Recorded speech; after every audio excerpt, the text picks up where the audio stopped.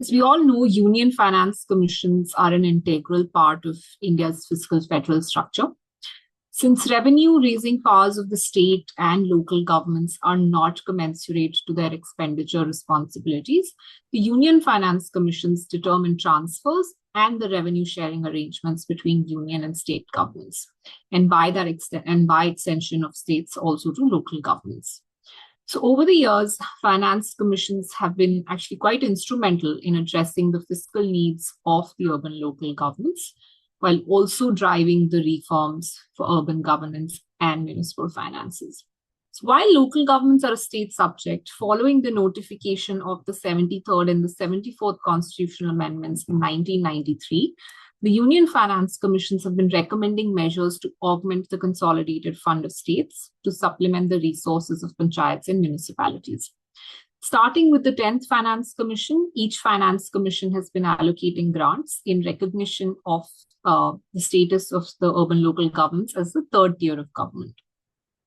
So as you can see here, the share has gradually risen with each Finance Commission, starting with the 10th FC giving an ad hoc grant to now having the highest jump of 1.8 times in case of the 16th Finance Commission, with a total allocation for almost 8 lakh crores to local government. These grants are then further divided into grants for urban local governments and rural local governments. The share of urban in the local government grants has risen since the 13th FC sharply, reaching 45% now in the case of the 16th FC. In allocating this almost equal share to local governments and the rural local governments, the 16th Finance Commission has recognized the rapid urbanization in the country despite the delayed census. The FC has also given due importance to the economic contribution of cities and the high cost of service delivery in urban areas as against rural areas.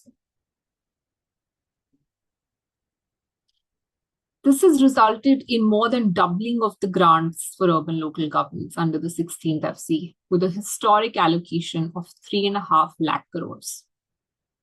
What's important to note here is that the per capita allocation is also rising on an annual basis, wherein in case of the 15th FC, it was more or less static.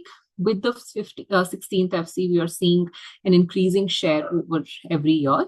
So the cities will benefit from the growing share of tax revenues of the government as well.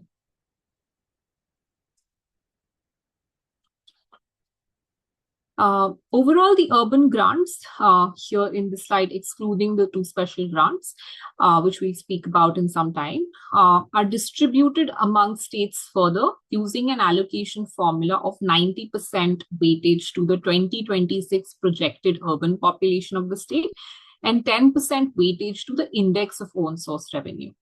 This index factors in the ratio of sum of own source revenues of all urban local governments within the state, with the gross state value added of secondary and tertiary sectors. So in a way, the Finance Commission is recognizing states and urban local governments for their revenue efficiency, which marks a significant departure from the 14th and 15th FC, which applied a 90-10 ratio to population and area.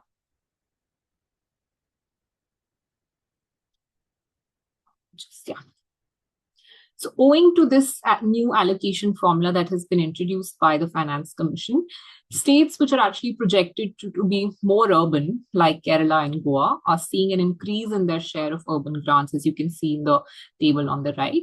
Also, states which perform better on own source revenue, like we have Maharashtra, Gujarat, Tamil Nadu, and Telangana, are also seeing a big jump as compared to the 15th FC. There has been a slight correction in case of some states which are towards the end showing some negative change because of in the 15th FC, they were getting a higher share of urban due to the formula that the 15th FC had used, which gave an slight advantage to states which were not as urban.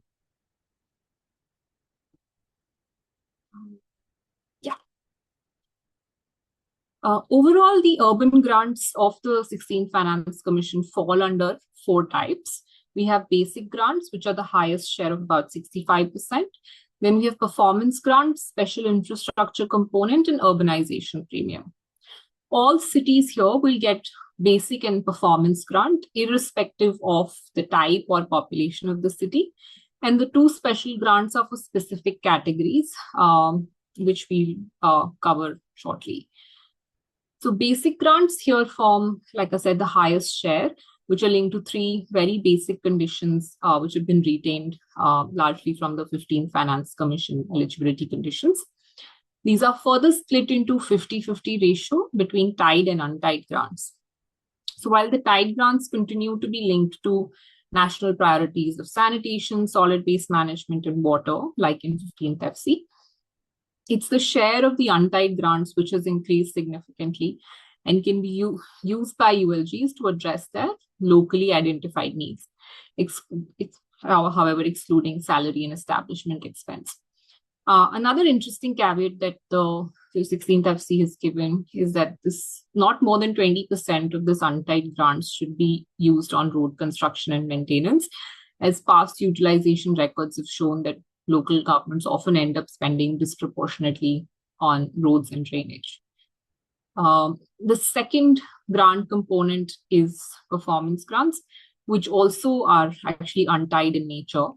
So this raises the total share of untied grants under the 16th FC to 51%, as opposed to 21%, which was introduced by the 15th FC.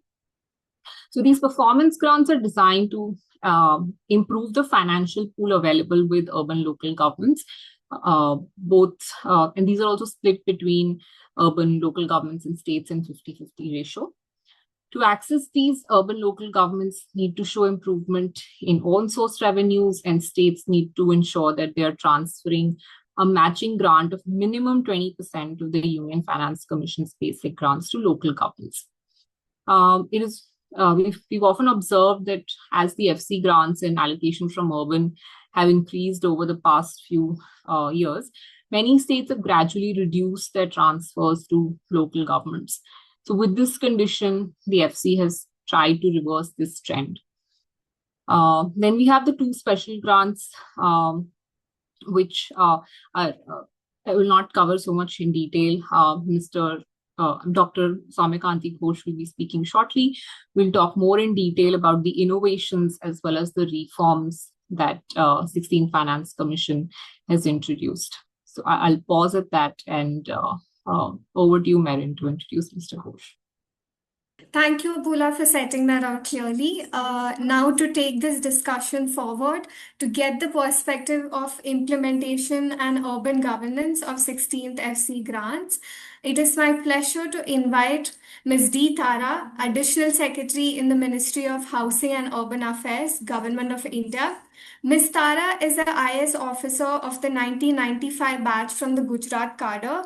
Ms. Tara brings nearly 3 decades of distinguished experience in urban governance and public administration, having served at senior levels across city, state, and union governments, and brings a deep understanding of urban governance.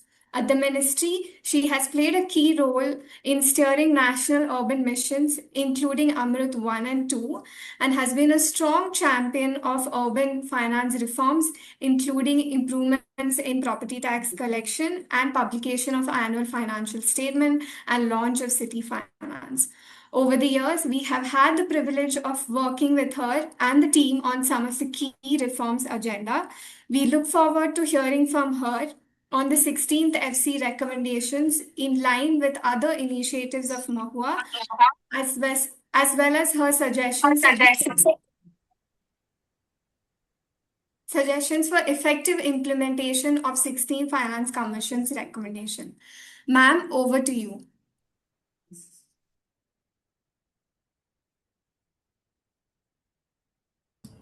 Yeah, thank you. Good afternoon, everybody. I was looking at this Finance Commission grants devolution. I think a few things which I would like to mention. Thank you, Janaagraha, for organizing this, and I'm sure there are a lot of people who are sitting at the other end and listening to this from the states. Now, I would like to say that So far, the devolution has been automatic, most of the grants. Now, these have been the lifelines. But this is what we all think. First and foremost is where does the ULB spend the uh, finance commission grants?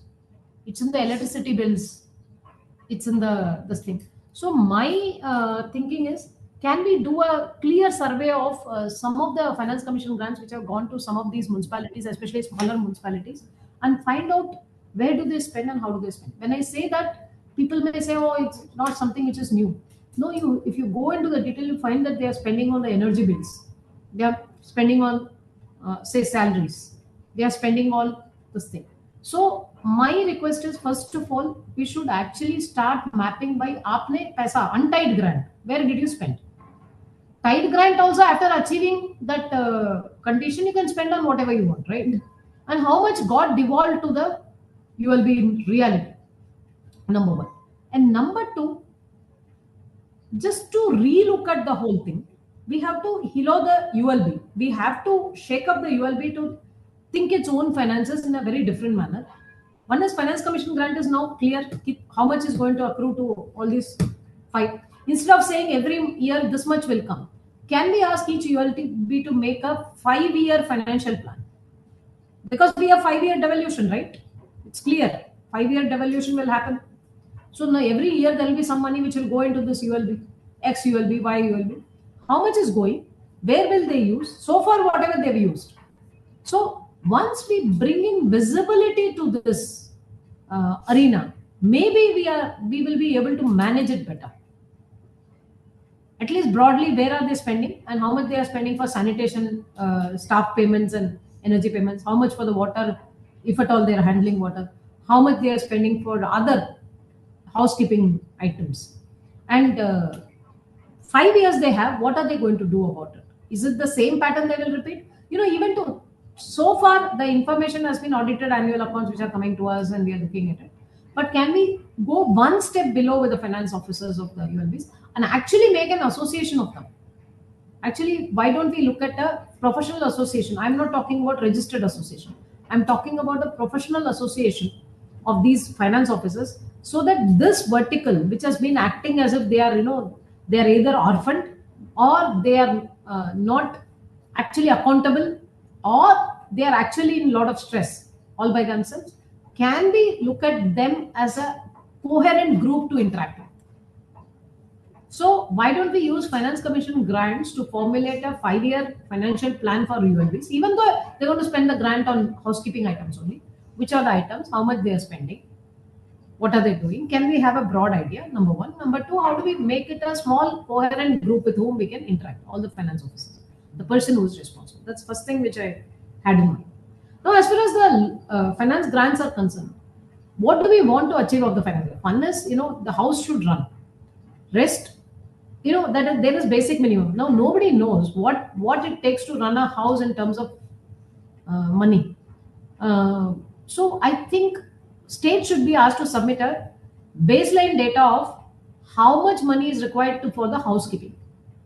For example, if you have to run the Ahmedabad Municipal Corporation for 5 months, per month, how much do you need? You need to run so many STPs, so many WTPs, so many pumps, so many street lights, and so many parks, and so much of salaries, and so many vehicles, fuel charges. So there is fuel charges, the salary charges, the service payments, the contractor payments, O&M payments, and so on and so forth, and the energy charges. Now, how much is that? And what is the muscle of this ULB?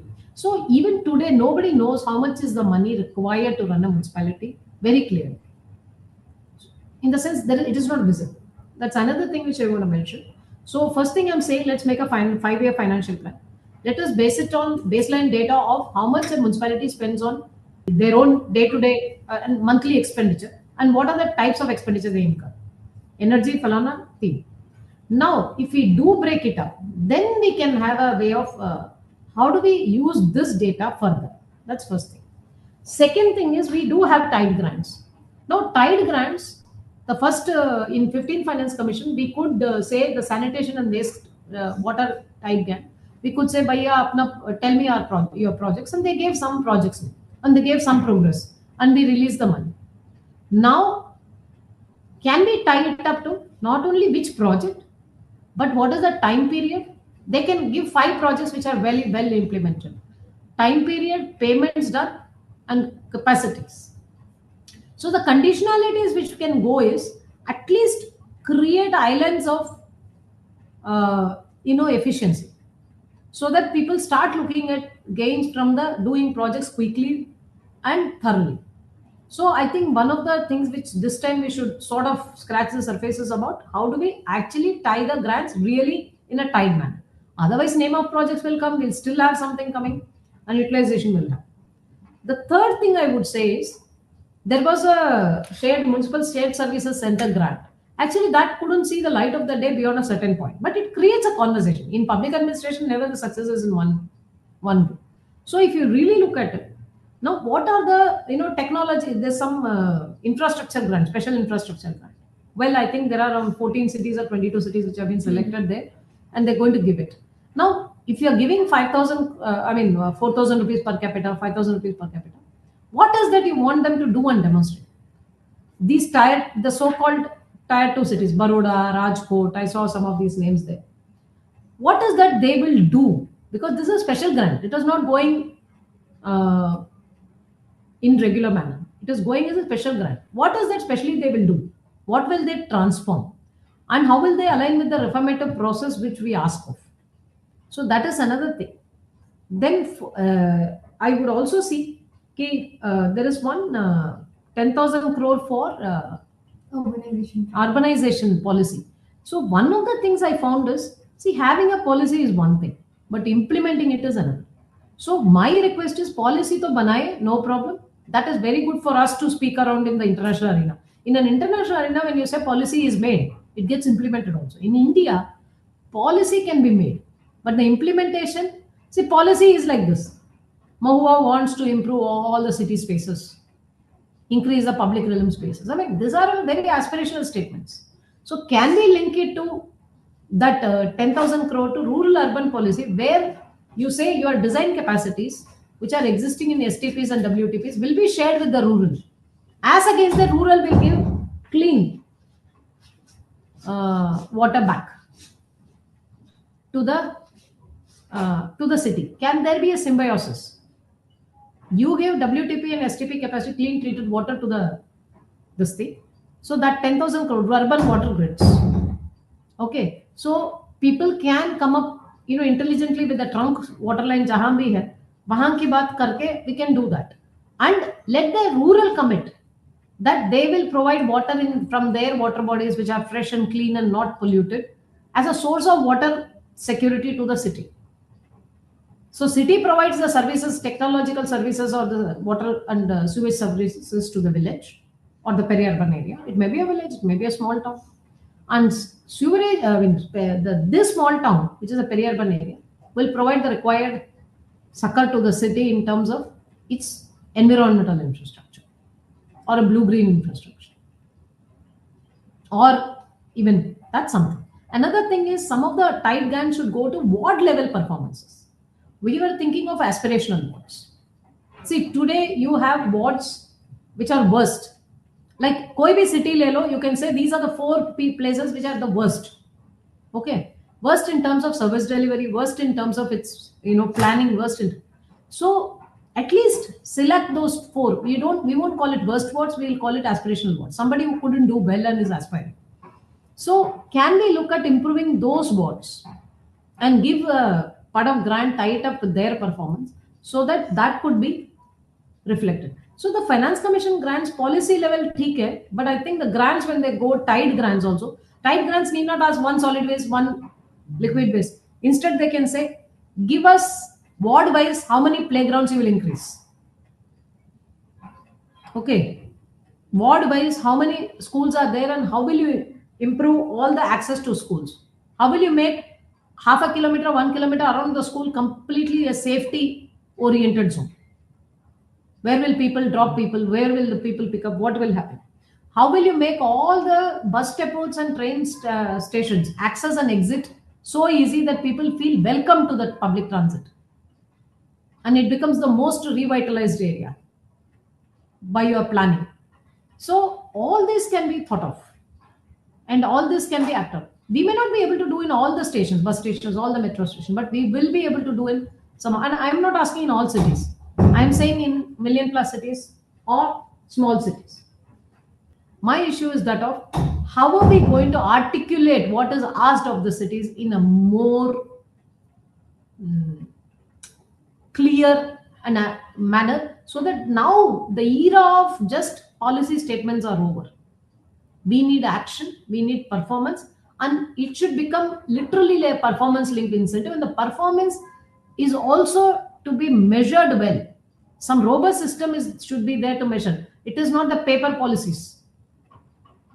So I think these are some of the points. And one of the things tight guns can be easily linked up to is, tell us 100 of your managerial and technical staff who can be graded as A grade, B grade. We can bring in frameworks of capacity and then start grading each of them on their this thing. These are some of the suggestions I had, because I've seen this very closely, how these things happen. When we want the municipalities to move, we don't want to move in the same manner. We want to have a value addition there. So when you want to have value addition, very low expenditure, high return impact, things can be done. Making a small plan for neighborhood improvement of the worst of wards of your cities, it's not a big deal. We just need to, somebody has to give time and energy to do that, and we can always assess them in other programs to do that. But I think we need to really tie that up, and I think it's high time safety as a service, urban service, has to be brought to the fore. And combined converged governance enablers or agreement should be put on hold. Like for example, school zones, safety zones, it is not declared by ULBs, it is not designed by ULBs, but police will sign to it that my responsibility will be this. And then we also will tell the police to, we'll see that, tell us 5 well implemented things in the next year. They will show us. Then we will send a third party to assess and see why 5 well implemented is not well implemented. So high time that, in effect, what I'm trying to say is high time that we have talked enough, we have written enough, we have thought enough, we have been armchair bureaucrats or armchair philanthropists and armchair this thing. We have one small practical thing going and we are very happy about it. Now the scale of it has to be multifold, and therefore I would request that the Finance Commission or anybody around this sector should start looking at practical, palpable outcomes of interventions. Thank you so much. Thank you so much, ma'am, for those insights and clearly laying out the implementation pathways so that these recommendations translate into services, into outcomes on the ground. Starting, you have told us that ULGs needs to start from planning and then move on. How can we better utilize tight grants, which are the sectors that they can think through? It has been really insightful. You also shared your experiences of 15th FC. Surely this is going to be really helpful when we think through of operationalizing these recommendations. Now, Dr. Ghosh had to drop off due to some emergency. He'll be joining us later. Now we'll be moving on to the panel discussion, where we will examine this framework that has been laid out. We'll bring together multiple perspectives, starting from policymakers, city leaders, and practitioners to reflect on the implications of 16th Finance Commission and the way forward, building from what ma'am have mentioned in her time. I invite Prabhat Kumar, Director Public Finance at Janaagraha, to moderate what I surely will transform into a rich and substantive discussion. Merin sir is here, Dr. Ghosh is here. Just quickly introduce and yes. Sure. Thank you, sir, for joining us. It is now my privilege to invite Dr. Soumyakanti Ghosh, member of 16th Finance Commission and Prime Minister's Economic Advisory Council, and the Group Chief Economic Advisor at the State Bank of India. He has made significant contribution to India's economic policy landscape, including pioneering work on payroll data measurement and contributing to the design of major schemes such as PM Kisan and the ECLGS during the pandemic period. As part of our engagement with 16 Finance Commission, we have had an opportunity to interact with Dr. Ghosh and have truly benefited from his thoughtful perspective on urban reform. We look forward to hearing his reflection on the Commission's approach towards urban and what are the broader visions underpinning these recommendations. Over to you, Dr. Ghosh. So I will quickly run you through some of the slides. I think you have already the slides have been presented earlier also. So I'll be very brief. So basically, the idea was that the local body grants under the 16 Finance Commission, the idea was to ensure that the grants are in sync with the India's rapid urbanization, what we have noticed across the states and the effort towards it. So, and at the end of the day, as you know, India is a country of 28 states, and as you know that the urban India needs to urbanize at a faster rate, and it is possibly urbanizing also once the recommendations, once the census data comes, it will be clear to that. But at the end of the day, all of us need to visit from this urbanization. The Honorable Prime Minister has been also talking about this urbanization at a large scale. And you know, in the last 1 year or so, there has been a spate of developments. There has been floods across many places in the hilly states and other zones. In that context, it was imperative that these local body grants was organized. A part of this local body grants is also the recommendations has been done in such a manner that all these grants talk to each other. Like, for example, local body grants, specific local body grants for the rural local bodies, the urban local bodies, and also there is a linkage with the disaster management grants, which is outside the scope of this discussion. So for the benefit of the viewers, I'll just share, maybe I'll take the next 5 minutes to discuss some of the points which has been already discussed, a part about Apula in our presentation, but I'll just raise this point as a measure of customary recommendation. The first point, I think, which is very important, is the grants for the local bodies. It has been growing.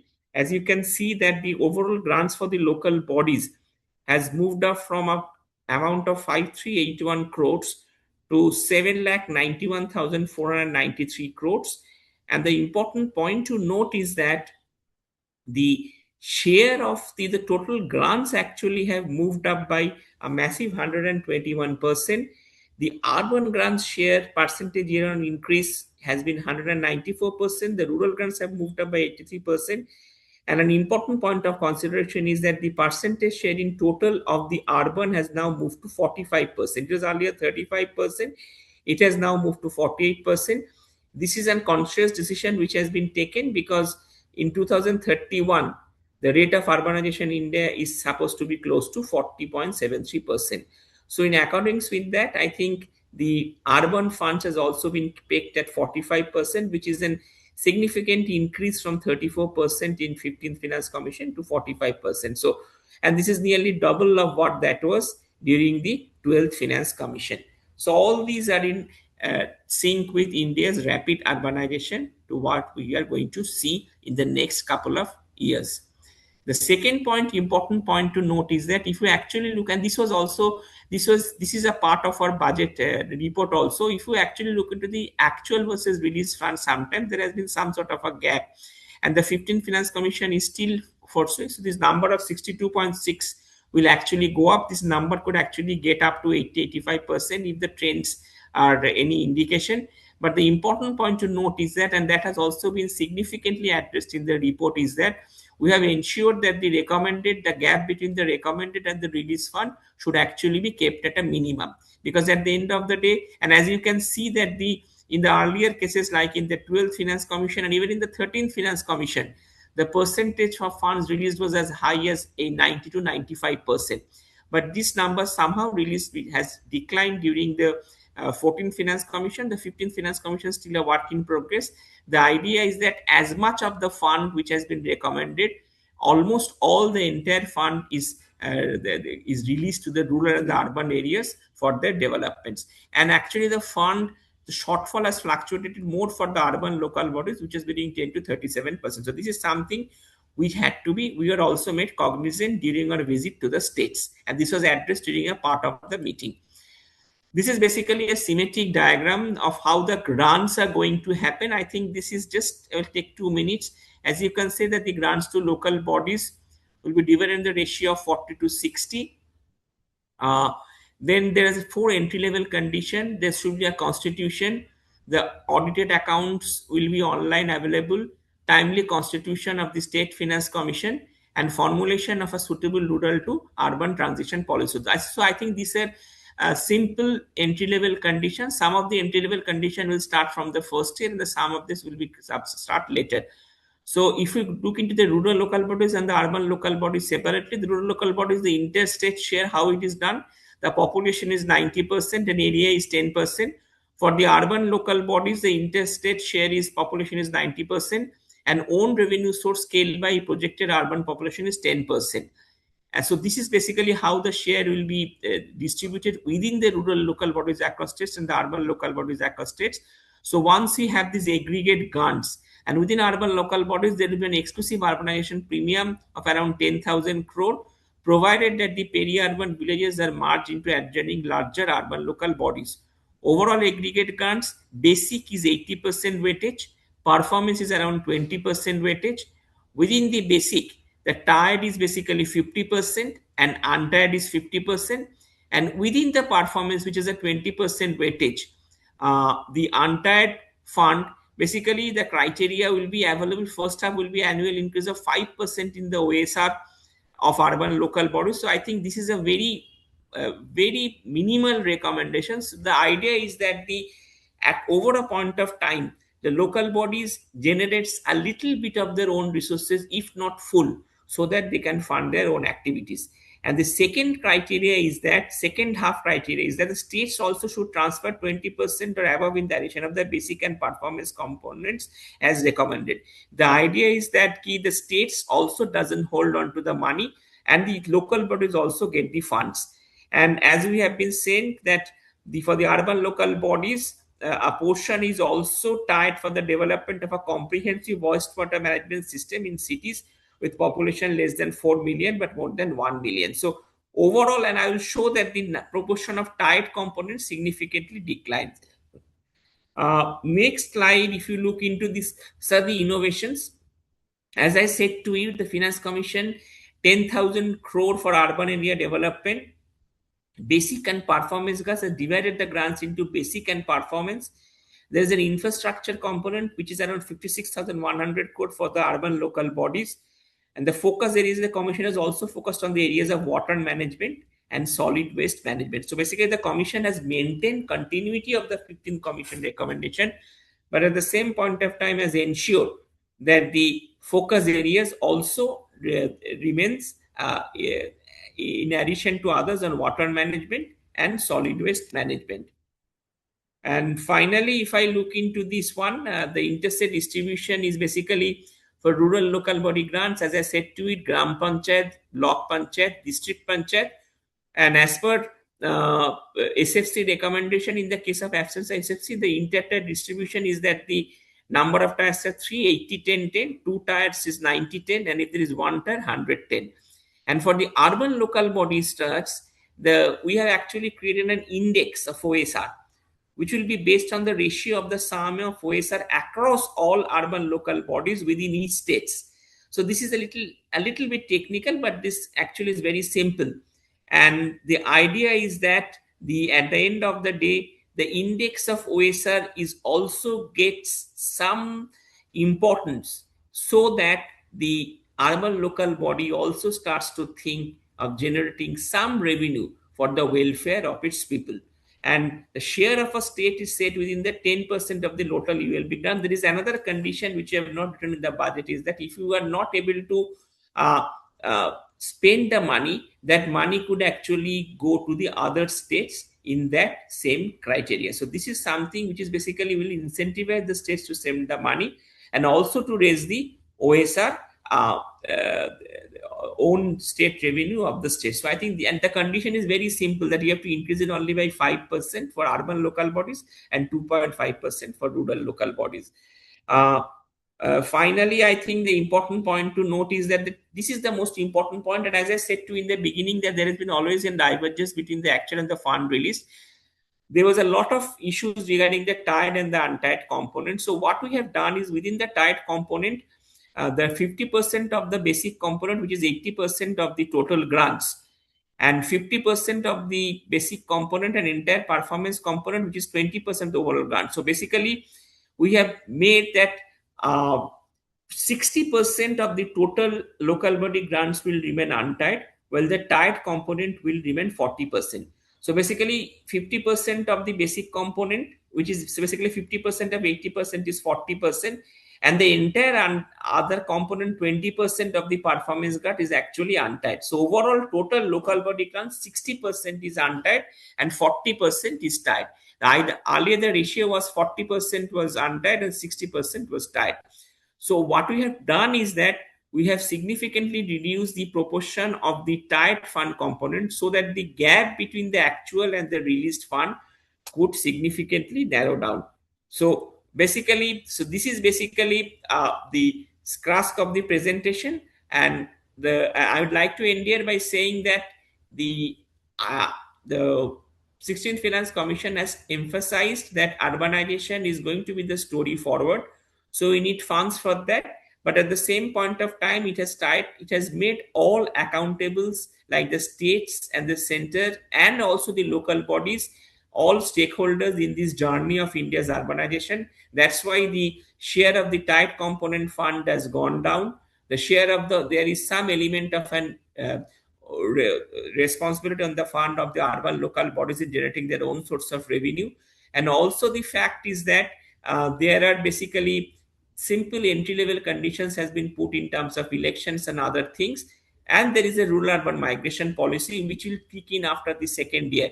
So all this has to ensure that India remains a country firmly committed to its road to urbanization in the next 5 to 10 years. Thank you, and I will end here. Thank you so much, Dr. Ghosh. Thank you so much for laying out the intent and approach of the Finance Commission, tying performance grants, tied grants, the accountability factor. It has been really useful and insightful for us to understand what was the thought behind the recommendation. Thank you so much. Thank you. Prabhat, passing it over to you for the panel discussion.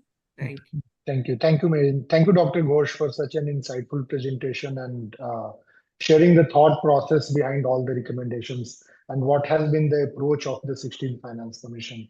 And I think it's and we can see the balance that Commission has tried to strike, where it has ensured that more money goes to local bodies and in time as well. And a lot of innovations that 16th Finance Commission has brought in to meet the overall overall urbanization as well as specific focus on some cities as well. Thank you so much, sir. With that, we move to our panel discussion, and we have a stellar set of panel today.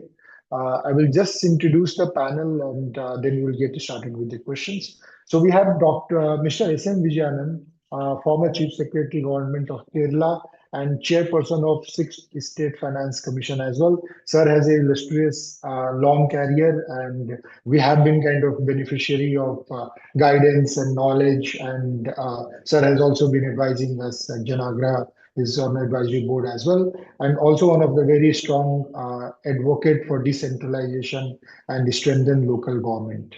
The second panelist, Dr. Nitin Karir, former Chief Secretary, Government of Maharashtra, Chairperson of the 6th State Finance Commission of Maharashtra. Dr. Karir has served at within city government as well, has been in Urban Development Department of Government Maharashtra as well, and pretty much and also one of the most urbanized state Maharashtra, and also the state where a lot of both functional and financial revolution has happened in the state. The third panelist, Mr. Tikender Singh Pawar, former Deputy Mayor of Shimla Municipal Corporation, a very senior urban development expert and commentator as well. He has been a prolific writer on the subject.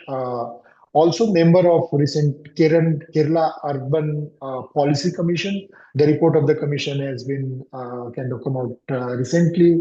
We have been going through it, and there are many innovative and many new ideas that has come onto the table from the Urban Policy Commission. The fourth, Ms. Astha Agrawal, Chairperson, Pilibhit Municipality, and she will talk about how the city's point of view, how a medium-sized city is looking at the grants, and what are the kind of how they are seeing it, and how it will be implemented on ground as well. Dr. Asta Agrawal also participated in the mayor's conference that was organized by 16th Finance Commission, and some of the points he made, like we can see some of this being accepted and kind of recognized by the commission as well.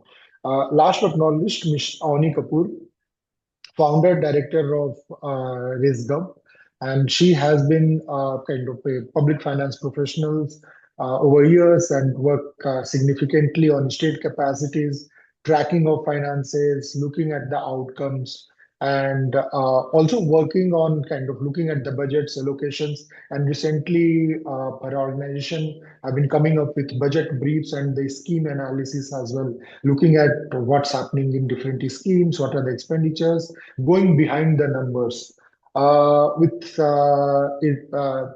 Welcome everyone. We have a very good amount of kind of participants who have also joined.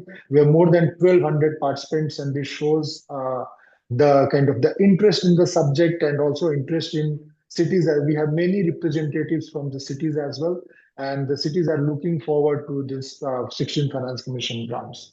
What I will do, so first we will open up with 2-minute kind of opening remarks from each of the panelists, where panelists can cover what are the key highlights for them, what are the hits and what are the misses according to them. Then we can go to a round of discussions based on that. So I will first open up with Mr. S.M. Vijayanand. Here you go, sir. Thank you. For the hits, of course, 60% untied. And the very clear thing, which is always violated by Government of India and the state, no additional conditions than what we have imposed. That tends to be disregarded by most persons. And 20% state contribution. Otherwise, 90% would be this service level benchmark and the pegging it to the OSR increase. For the misses, some are philosophical. I still believe it's time that we called these things local governments. That's a constitutional word. But we are still calling them bodies, which has a different connotation during the British period. So it's time that we got over it. And then the biggest miss, not a miss, is that we confuse municipal and urban. For example, Kerala has a huge panchayat population and only 22.8% is municipal population. But it has got a grant topsy-turvy, and I don't know how it can be distributed. And it says grant to ULBs. We can't have a 16,000 grant to ULBs and 3,000. It's a huge mistake. Of course, then the basic premise that urbanization is the engine of growth is not borne out by facts. Go and see a migrant district. You will find that you will require local development, and that is the old concept of Pura. So I don't want to get into a controversy, but it's not validated by this. And then the Indian Constitution mandates economic development and social justice to both the urban and rural local governments by the 73rd and 70th. There's no mention of economic development and social justice. We have confined them to the old civic body, civic services. So that also is important. And then even, I don't mind civic services are what people want first, but most of the civic services in almost all the states are provided by parastatal, over which the local government has not even they don't even have a nodding acquaintance. So at least some conditionality could have been put. If this money is to go for water supply, the water supply has to be accountable to the municipality because it's their money according to the constitution. It's the money which goes to the municipality and not to the urban area. Of course, two small misses. One, of course, is there could have been more on social accountability, which is increasing, particularly relevant for ward level functioning and smaller municipalities. And then I thought there's a time that we looked at borrowings, at least for big towns, big cities. Borrowings don't find a clear mention. And the last point is water management. What does it mean? Unfortunately, the Ministry of many ministries take it to be water supply. Water management means everything: water conservation, water harvesting, watershed management. If that is not clarified, we will end up doing some water supply and small things. These are the opening remarks. Thank you so much, sir. Now we'll move to Dr. Kari, Dr. Nitin Kari. Good afternoon, everybody. Pleasure to be able to attend this workshop with all of you. Very quickly, I won't really talk about the hits because I think we are all still celebrating the hits. The Finance Commission has really figured out in terms of giving money and giving untied money and trying to strengthen the local bodies. I think it's been a great success out there. The misses for me, and I really would like to echo the opening remarks of Mr. Vijayanand here, but one is, giving the money is one bit, but I don't see too much emphasis, and though it did come in from the Government of India side in the keynote address, but I don't see too much emphasis on how to actually spend this money. So in terms of capacity, in terms of being able to plan to spend the money, in terms of having the capacity or increasing the capacity to spend this money, I think a little more formal structure, a little more formal prodding would have helped. Because finally there is so much money coming in, and that money could have been better utilized if it was. And though we say that money should be untied, but maybe it is better utilized if it could be tied to something which is local. I mean, not tied to some state government doing something, because then it is not the right thing, but it could be tied to the urban local body possibly doing something. That's one. The second bit is on the, and this has been a hypothesis now of mine for a long time. It is that nothing especially in the city side, nothing on the capacity or nothing in terms of delivering not only civic services, but delivering a quality of life to the citizens as a larger role and responsibility of the local government. Then I think the issue of public participation, issue of involving people needs to be mainstreamed in terms of work selection. For example, who selects the works which are included in the budget? How do those works get selected? And what is the relevance then of those works for the larger population of the town? Are the works which are needed the most for improving quality of life of a larger citizenry, are those the works that get selected, or some other works are getting selected? And how does one monitor that? I think the only way to monitor that is to have a larger citizens' participation in the work selection. And that somehow I feel, in my view, looks a little glossed over. The second bit of participation is on the execution of the work itself, because we keep on talking about limited capacity of urban local bodies to execute works. And therefore, what we are actually saying is that, okay, we are giving the money, we know that you are not going to be able to do it. And therefore, two things are likely to happen. One, which is completely opposed to what all of us have in mind, which is that the parastatals will end up executing the works, which is not what we wanted in the first place.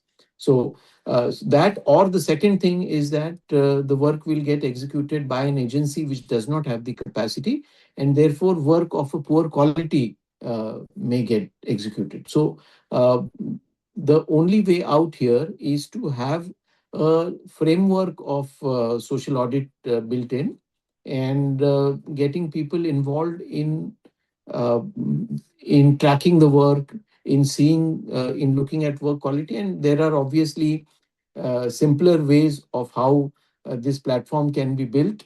And I also appreciate and understand the dangers that may come in by people wanting to stall works, interested people interested in something else coming in the way of it. So all those things uh, are well understood, but there needs to be a system that comes in, and that system could have been, that platform could have been, or that framework could have been part of the Finance Commission. So those really are is what I think. The performance grants, as opposed to the aspirational block or aspirational ward grants, is a very interesting question that has been highlighted in the keynote. And I don't want to talk about it now, but I hope that we get to touch this issue as we move into the discussions. Thank you. Thank you, Dr. Karir. I think well highlighted the important points on this is on the kind of citizen participation and what gets built and how do we decide that and what's the best way to do that. Mr. Pawar, over to you. Thank you, Prabhatji, and please pardon me for not disreputing my reputation of being a very critical, someone who's always been at the critical front. And I don't want to disrepute that reputation. So with those remarks, let me, where to begin from? So let me start with a short story.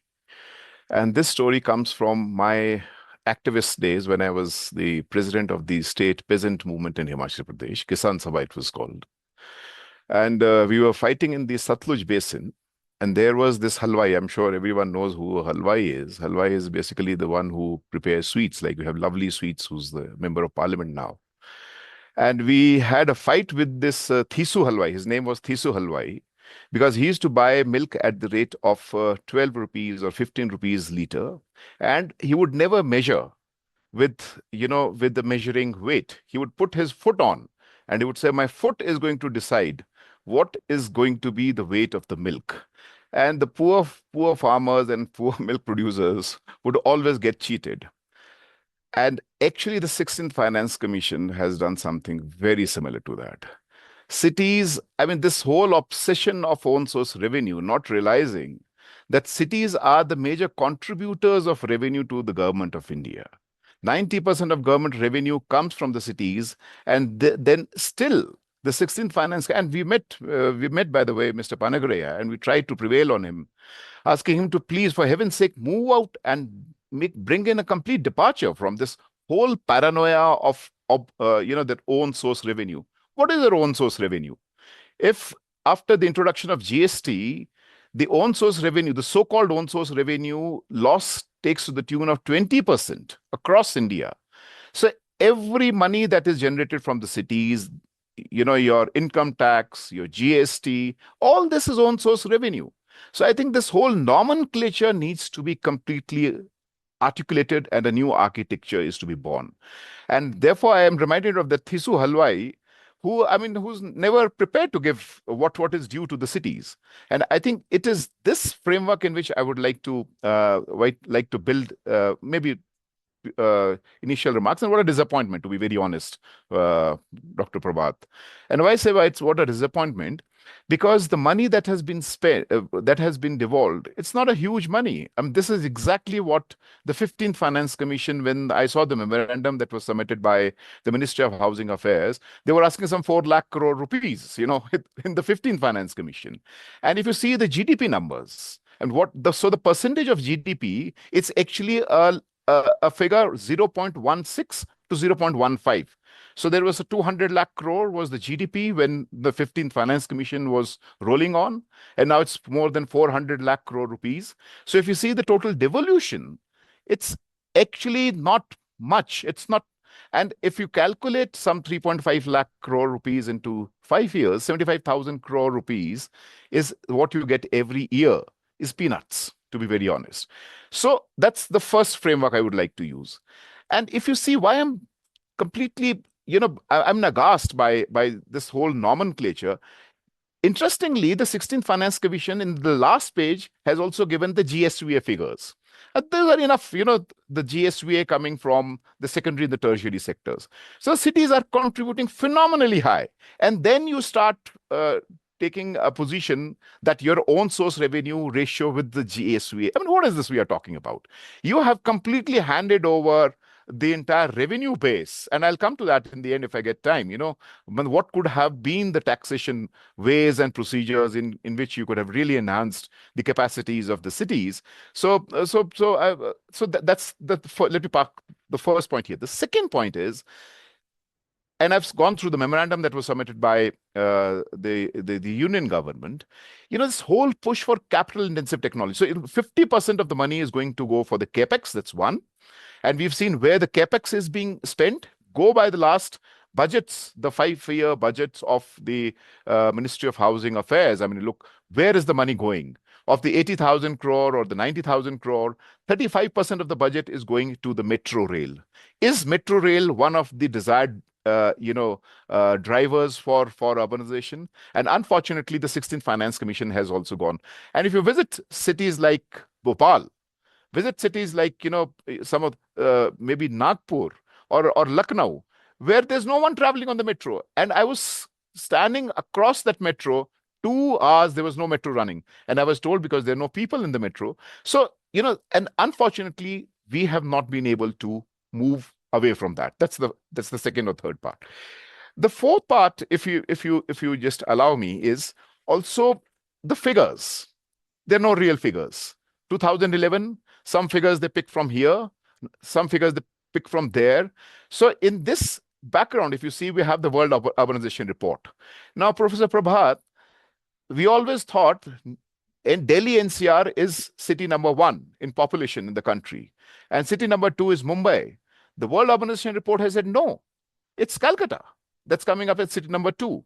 So, where are the figures? So perhaps if you see, so the devolution, if I have come back to the devolution, so the per capita devolution is abysmal. It is definitely going to be lesser than what was because we do not know the figures. We do not know how much urban is urban in India. So I think just extrapolating on that is something that is not going to go. The fifth point that I want to make here is about tied and untied grants. I do not know Vijayanand Saab, I know because he served the state. How many of us have served the cities? But I have served a city as a directly elected deputy mayor. I know the importance of untied grants. And I have calculated the untied grants still tied are 70%. Untied remains somewhere in 32%, because performance-based grant in itself is a tied grant. So you do not get the liberty. And look at why I'm saying this obsession for a big capital, obsession for large cities. Where is this money going to go? 56,000 crore rupees is spent for cities that have a population of 4 million plus. How many cities are 4 million plus? So we have 4737 statutory towns. That is 90% of the urban local governments that are in a population range of from 1 to 5 lakh. I mean, less than 5 lakh. And less than 1 lakh population is 90% of the urban local governments. So, and it is there where 90% of the local governments are not even able to disperse their salaries. So, the future of India, because of the over-accumulation of capital that I have always been arguing in the metros is not the driver of India's urbanization for another 5, 10 or 15 or 20 years. It's the peripheries, it's the small towns, which are the drivers. And unfortunately, there's a disappointment in the 16th Finance Commission. They have not gone into how to deal with that questions. And the questions, maybe I'll come later, the questions that come to my mind. I mean, why is it you talk about 3.5 lakh crore? 15th Finance Commission, we had some money. 33% is not spent. Why is it? So you know what Dr. Nitin Karir was reminding us, the whole question of capacities. How do we build these capacities? We have tried something to do in the Kerala Urban Commission. Perhaps I'll come to it a little later. But I think, to me, the opening remarks, I go back to that Thisu Halwai, that whole question of own source revenue. This is all our source. This is all our money. This is all the money of the cities. You've captured this money through various intersectionalities, through income tax, through GST. And then you say, no, your own source is just the property tax. And what the hell are we talking about? So I think this completely reframing the mindset and the architecture needs to be articulated. Unfortunately, this is not happening at a very robust pace. Maybe this will not happen now. Maybe this will happen sometime later when we realize we have already missed the bus. But it's the direction is more pro big capital intensive. The direction is more pro big cities, which do not even constitute maybe 2% or 3% of India's urban local governments. I'll come to the performance-based grants and all later if I get time for that.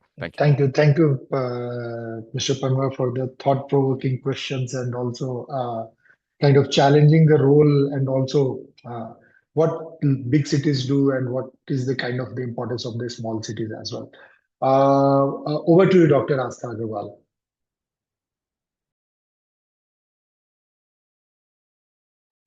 You are on mute, if you can unmute yourself.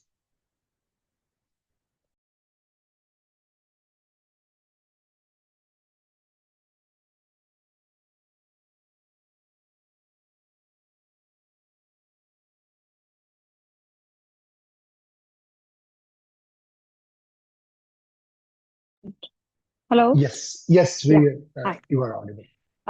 Good afternoon, everyone. And it's a matter of great, I think, honor and responsibility to be a part of such a marking the work of the Finance Commission of India. As we all know, this commission plays a vital constitutional role ensuring a fair and transparent distribution of financial resources. The biggest hit, what we all have talked about, is the greatest untied funds, enhanced flexibility, which we are getting right now from 60% to 40% reduced tied grants.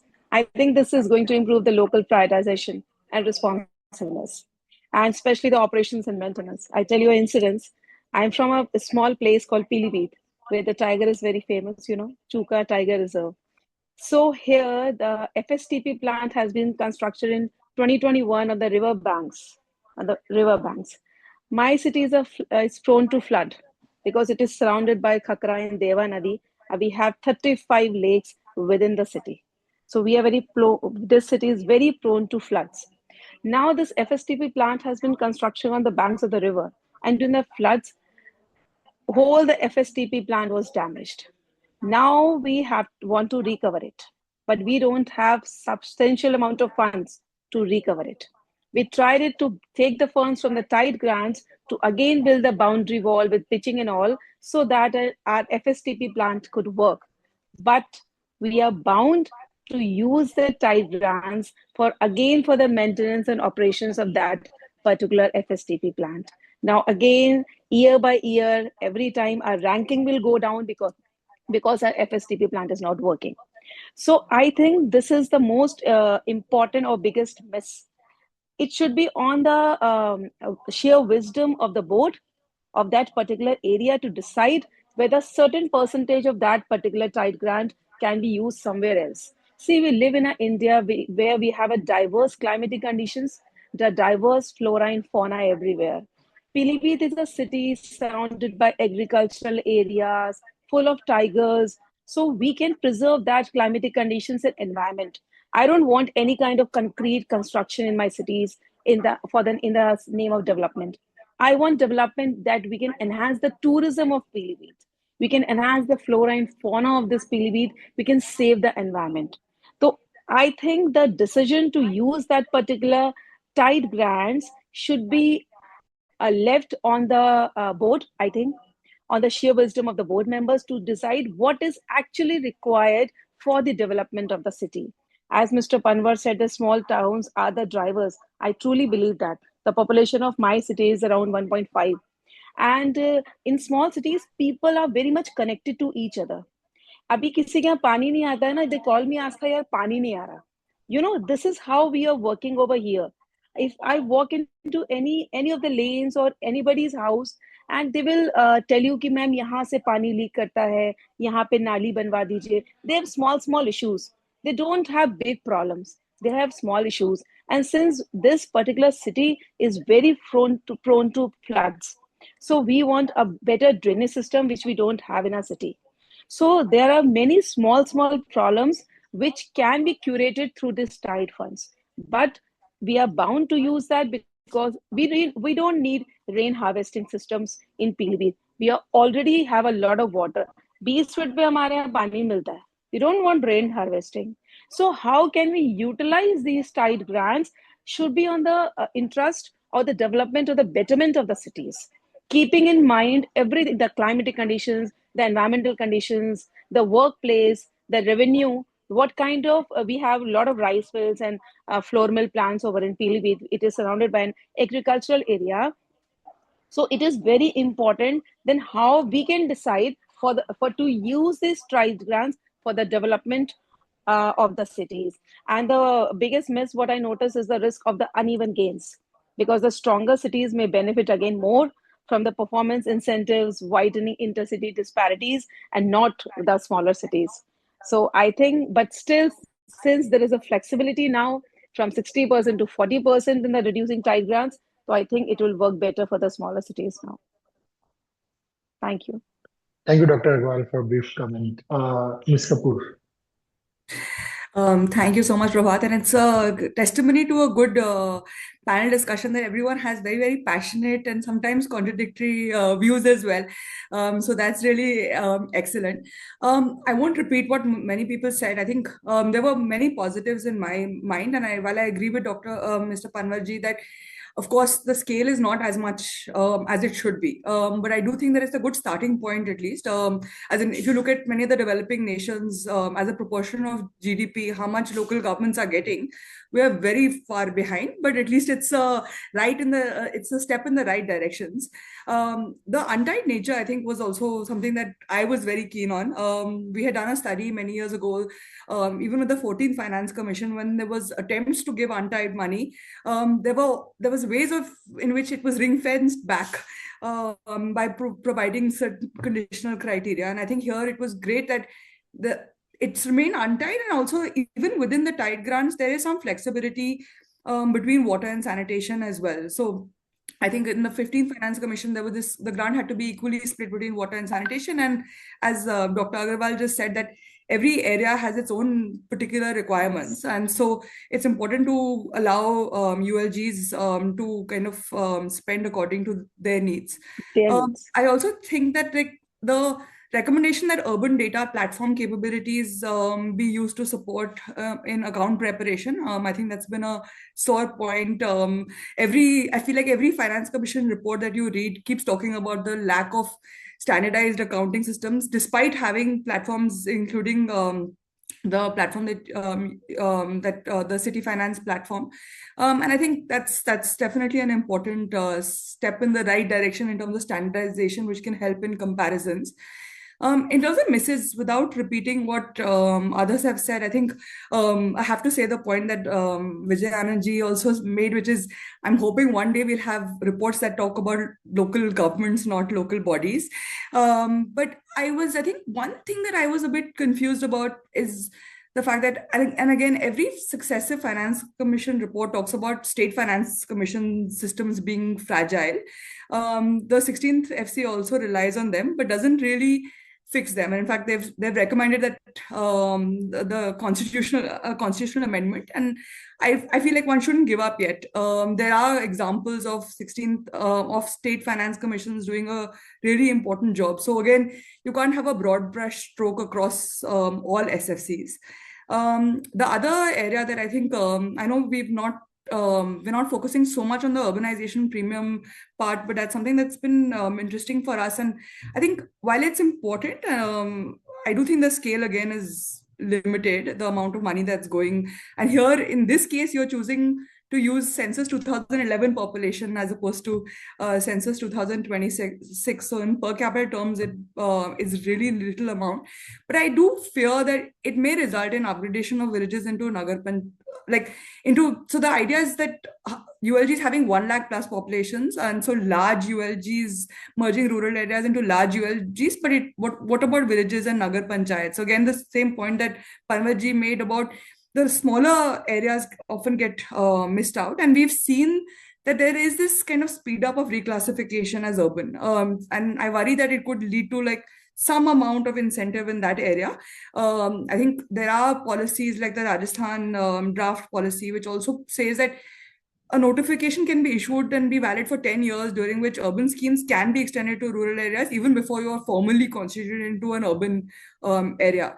And I think it is important to think about that, because suddenly we keep hearing about overnight 100 villages get classified into urban, and I do worry about that without having those plans. So that's something of a slight worry, though I'm glad that they do talk about the fact that you need to think about the transition as well.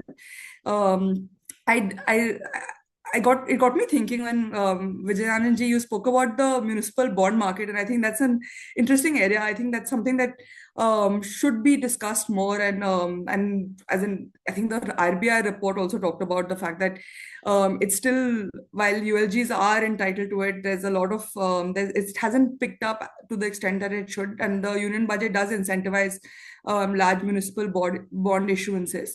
I think lastly, I'll just end with I agree with, I think many of you said this, as someone who's been working on issues related to civic participation, I do feel like there could have been a little bit more nudge around that, whether it's public participation.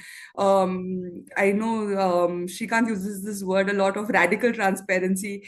And so it may also require a push to amend some of the municipal acts to ensure greater civic participation. So that would have been a nice addition if it had been included. Thank you so much. Thank you, Ami.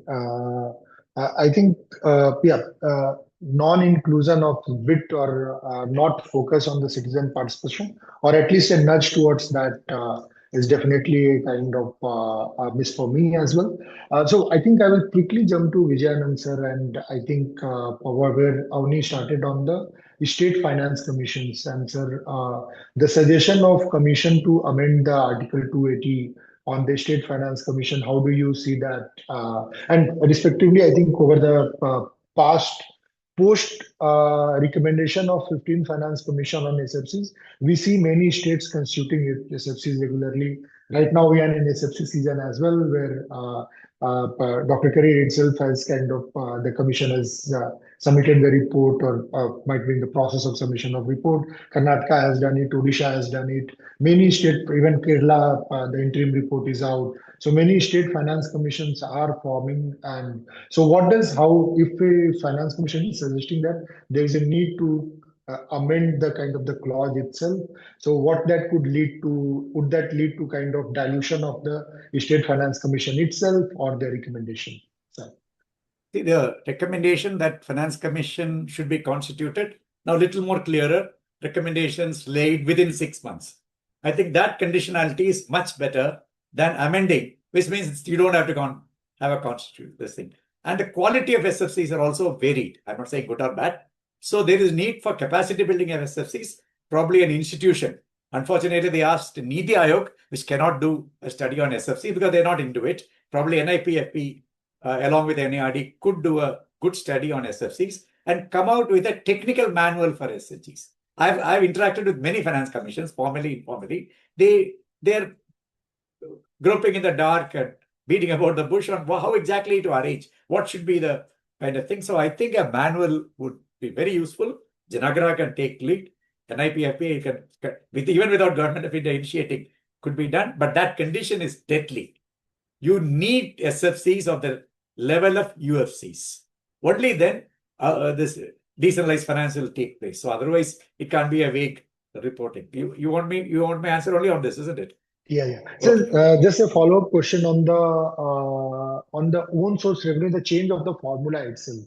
We know where kind of only 2 states, if we look at the property taxes, Maharashtra and Gujarat, kind of account for 40% of the revenue property tax collection in the country. If we club southern states, that amount to around 75% of the collections. Northeast, if we combine, just 25%. While I kind of agree with Mr. Panwar's view, overall the framework itself has to be thought of. What is the role of own source revenue? Do you think own source revenue do play a role in kind of a citizen and the local government connect? And do you think inclusion of this formula, the weightage in the formula of own source revenue, might push for better own source revenue performance in some of the laggard districts? But I have to fully support Mr. Tigander's statement. You have to see the fiscal architecture of the country as a whole. Suddenly not get to a small area. Then something which I have been personally telling, I have interacted with 3-4 finance commissions officially, that have a high quality study on what could be the fiscal domain of local governments in India with all the other fixed things. So that you get ideas. Nobody has, except I think 13th Finance Commission, Indira Rajaraman mentioned something about agriculture tax for rural local governments. Nobody has ever applied the mind. Then the 13th Finance Commission seriously thought GST and local governments. States, all states opposed it. But the local government should get a share of GST. It could be some, at that time, Kelkar said 882. But what that, we leave it to them. So these kind of things are very important. But I agree, nudging local governments to collect. It's not the local governments which are at fault, particularly rural local governments. It's the state governments which have abolished taxes or given a lot of exemptions. So they should, if they do it, that has also to be mentioned, they have to compensate. That's a basic principle in fiscal decentralization. If you take away somebody's resource, you compensate for that. So that I agree will help this thing. But I must also, while I made some strong remarks on the misses, the only institution under the Indian Constitution, 73rd and 74th Amendment, which has exceeded expectations is the Union Finance Commission. All others have failed. DPC, Election Commission, a little bit. So that should be taken into account. Yeah, thank you, sir. I will quickly move to on the GST part itself. Dr. Kareed, Maharashtra has shown way on sharing at least part of the GST with local bodies. Do you want to talk about it and kind of what future commissions can think and do as well? Sir, you are on mute. You have to unmute. So GST obviously was a huge thing, and when GST implementation was being done, there was this whole thing in the state of Maharashtra because octroi or a modified octroi in terms of local body tax were very, very important source of revenue for the local bodies. The local bodies actually survived and were able to fulfill their expectations from them, by the people, essentially on the money that was coming in from octroi. That was the big source of revenue. And then since octroi was going away, the state government, and I was part of the urban development department that time, we put a lot of focus on giving share of GST. Of course, internally on the urban side, we were of the view that it should be a percentage of the GST.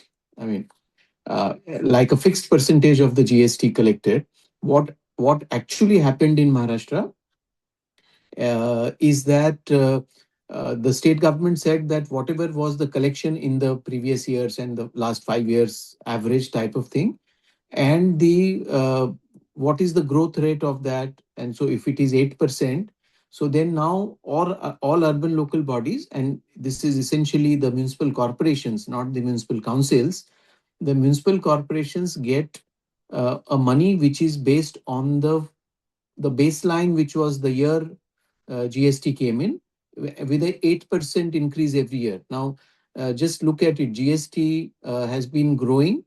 In some years, it has grown by 23%. But a very, very conservative estimate is 10 to 12% is the growth of GST revenue for Maharashtra every year.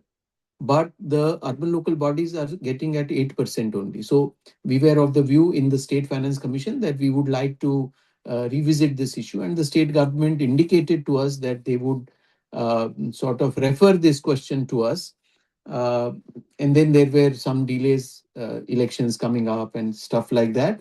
So ultimately, that reference never came, and we could not really give a recommendation on this. But so though GST, the money from GST goes to the urban local bodies, and it's a big sum of money. It's about 32,000 crores, which is going to the municipal corporations, which is like 29 municipal corporations only. So it's that type of money which is flowing to the municipal corporation. The councils get a little smaller, and that's not linked to GST. So GST is a big thing. The second bit that I want to add to this is the profession tax, and the Maharashtra's sixth State Finance Commission has recommended that profession tax collection should completely be given to the local bodies, to the rural local bodies and the urban local bodies. So that's like another, we estimate today the collection in Maharashtra is about 3,200 crores per year. We expect that just the sheer efficiency of local level collection would make this about 6,000 crores. So like that 6,000 crores of money which is likely to go to the urban local body. So there are these type of assignment of taxes that need to happen. Also in terms of money which flows automatically. There is a percentage, 1% of stamp duty collected is supposed to go to the urban local bodies. It follows and rural local bodies, but it follows a procedure. That procedure is so long that it takes maybe 2 years, and after 2 years also, you don't know whether the money actually goes. So we have recommended here a separate budget head and virtual treasury system where the money flows directly. The State Finance Commission has also, and that's the big thing, that we moved away from giving weightage to the own source of revenue. And we said we will give a negative weight to it. We will say that we will give 30% weight to the distance of the own source revenue from the highest own source revenue. And that much more money, because those are the people who actually need the money. I mean, for whatever reason, maybe, and one could argue that they are not being efficient. One could argue that they don't want to tax the people because of political reason, whatever.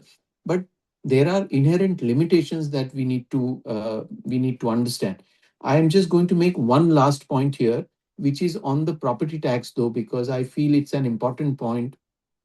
We talk about own source revenue. In Maharashtra, we started in 94 for the Gram Panchayats, a capital value based system where the village was sort of divided into areas, and a simple way of calculating the capital value, and therefore the property tax came in.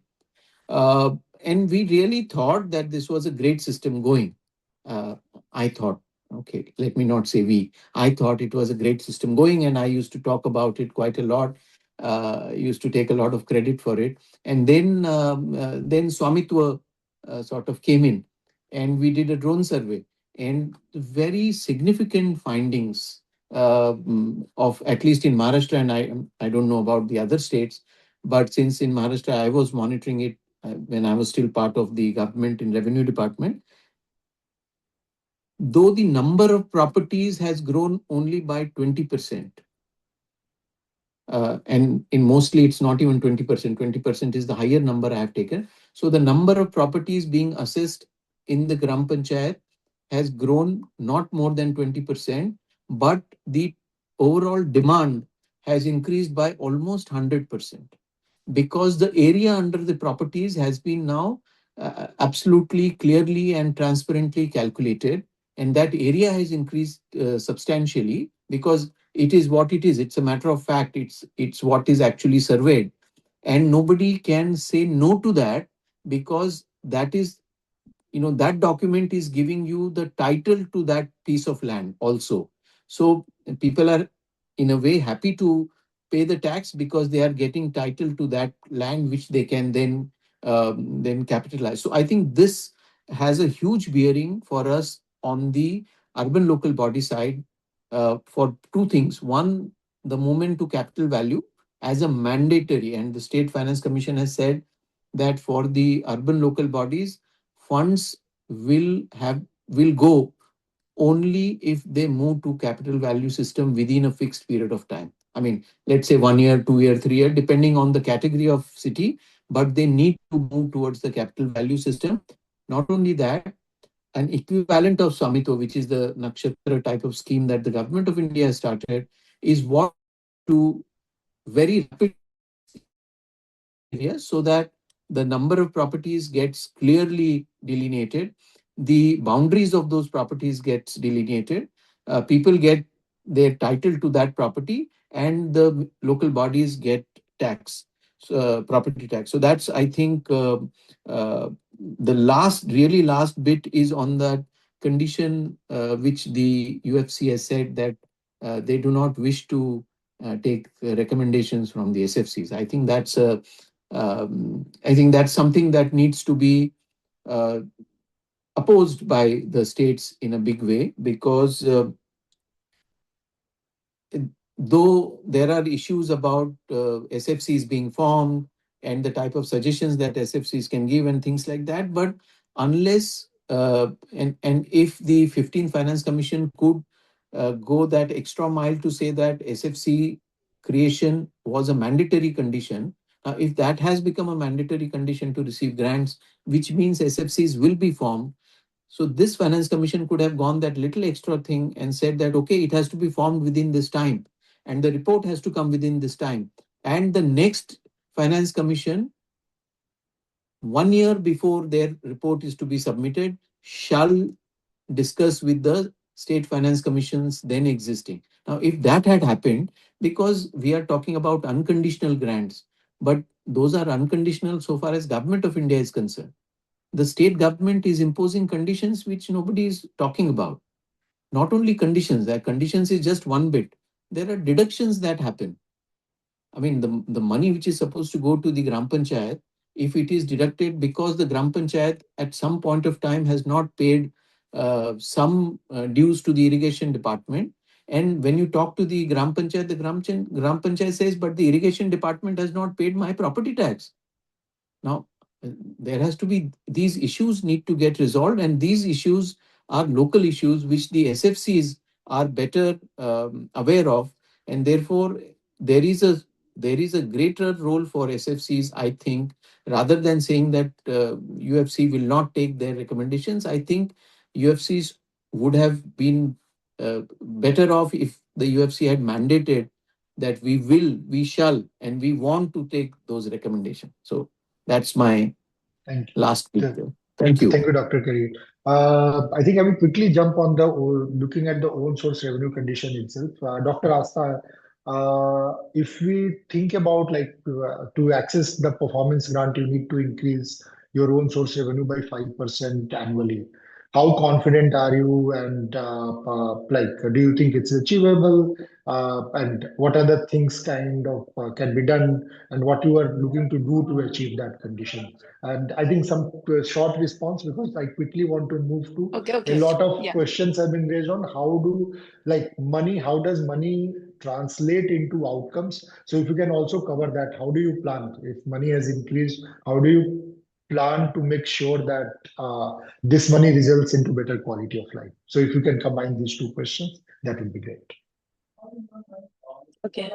So this performance-linked grants can be incentives or penalty. It depends upon the cities, I suppose. Because I'll talk about my Pilibhit only, we are living in a small city. Here to impose the tax is very difficult. To ask the tax from the people, it's very difficult. And since the taxes are minimal, but still they don't want to pay the taxes. And if we are not getting the grants based upon the performance of the ULBs, and we are not able to perform the activities like constructions of their roads or a better drainage systems or the water supply, then they're going to blame you, because more than the 50% population is not educated. So they don't know how the government runs, how the municipalities get their revenues, or how they get their grants. Only what they know, they have voted for you, and they know ki you will construct their roads. You will provide them with 24/7 the water supply. And at whatever times their mates come, you made sure that you send the employees to clean the city.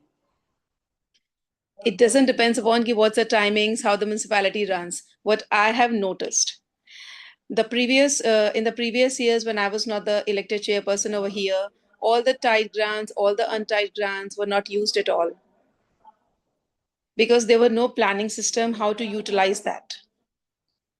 So I think there are a lot of problems that come to use these particular grants. And if it is performance linked grants, then the situation is going to become more and more complex, and especially in the smaller cities, where there's a lot of local politics is involved. The peoples are not trained enough, and we have a lot of vacant seats in the municipalities. The municipal cadre positions, they are vacant. So we don't have that trained staff. So same principles, same values cannot be imposed on every state, or every kind of city. So, and we are talking about digitalized India. This Pilibhit Nagarpalika never had any digital record. No Facebook page, no website, nothing. So I think we should rethink whether it is possible for the small Nagarpalikas or municipal corporations, whether they are able to execute these things or not. Thank you. Thank you. It's going to be tough. Yeah. Thank you, Dr. Agarwal. Yeah. Mr. Panwar, I think you had your hands up. Yeah. If you want to talk about, and yes. also I want to add, if you can also talk about like what are, because you have been an administrator before, elected representative. So what are the things that cities can do? I think when Dr. Kareed talked about better planning, better execution. So what can they do and that right is also now? something that we've recommended in the Kerala Urban Commission. Yes. See, please. but before that, let me just quickly flag three issues. The first one is, one thing which we should be mindful of is there's an over centralization of finance taking place. I have no two opinion to Mr. Vijayananji, who is saying, yes, state finance commissions are important. Of course, there is diversity. And Vijayananji, you won't believe, because I've seen the Kerala State Finance Commission and I've seen my State Finance Commission. I mean, it's a huge variation. Nevertheless, both are in this, we are having the 7th State Finance Commission. But Professor Prabhat, do not lose sight of where the finance is moving. All of a sudden, the last couple of years, there was no money in what we call the non-divisible pool. The 16th Finance Commission could not have, but actually should have gone into, pondering and little nudging that money. From nowhere, that money is 2.2% to 2.5% of the GDP. What does that mean? Somewhere 8.5 to 8 lakh crore rupees as a cess money lying with the center in a non-divisible pool. That's our money. That's gone from, most of that money has gone from the cities. There is no talk about that. The second point is why I'm overemphasizing on the whole question of over-centralization of finance. Of course, state finance commissions are important. Is Kerala has done a study. Punjab has done a study. After the introduction of GST, Kerala has lost revenue to the tune of 50,000 crore rupees. Punjab has lost revenue to the tune of some 30,000 crore rupees. And my state has been hit where the revenue deficit grant has been robbed. I use it, and I don't want to go into that federal question, but this is the state of affairs. So over-centralization of finance, first part. The second part is the huge precarity that exists in the cities, Professor Prabhat. Why are we not talking about that? What is it? This huge precarity. I mean, what I have said is mass inequality. Vijayananji, I can't see you, but beware, you have to be careful. And why I say you have to be careful, in the South, sir, your per capita income, when I say South, all the southern states, your per capita income matches the per capita income of Indonesia. Now you look at the divide, that it's also a geographical divide. And UP and Bihar per capita income is that of Nepal. What do you do with such a situation? So, which means a massive, and that's what, the great Indian migration is taking place. People are moving towards you. So, which means, so that's the second point I want to flag, whether the 16 FC should have done or not. I'm not quoting on that. The third point is, how do I foresee it? That's what you provoked me, Professor Prabhat, and that's what we've tried to enter into the Kerala Urban Policy Commission also, where we've given them a policy for 25 years. What is the future? If the future is going to be driven by climate, the whole question of climate framework, So climate-induced planning process, climate-induced disasters, where is that framework in the 16th Finance Commission? I do not see a word in the urban chapter. Actually, that money should have been kept. Maybe it's coming from some other chapter, but in the devolution process, that should have been there. So and we have the World Bank report. So the focus and the obsession for more growth, for capital-intensive technologies, you keep on building infrastructure. For example, Patna. Patna was never flooded in history. Thanks to the smart cities framework, now Patna also gets flooded because of the smart city pillars that you've constructed in Patna. So the World Bank report says $840 billion is the loss that we are going to get. So that framework. So if that is the situation in which we are talking, in which and then what is it, the process? And we've just gone through the NMC, the National Monetization Pipeline. Urban was not in the National Monetization Pipeline. 50,000 CR, 55,000 CR is what they're going to generate. So what Avani was saying, the whole question of ring fencing and all that stuff, which means there is precarity, there is mass inequality, and there is squeezing of public expenditure. We've seen the total expenditure that is taken in the budget. Actually, this is not a good situation. This is not a good. So in that, what is the way forward? Like Dr. Asta was pointing out, I think you need to have empowered cities. You need to have empowered, the whole process. Where in Kerala, we've gone for the Aisle Sabhas, the whole question. So bottom up.